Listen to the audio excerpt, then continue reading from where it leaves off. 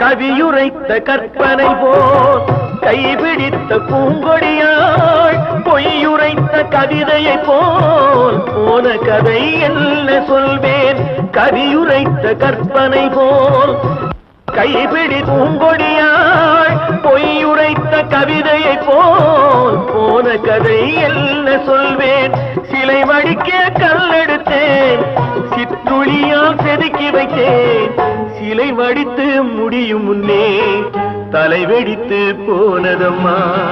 கனவுகளே கனவுகளே காலமெல்லாம் பாரீரோ. நினைவுகளே நினைவுகளே நின்று போக மாட்டீரோ. நிம்மதியை தாரீரோ.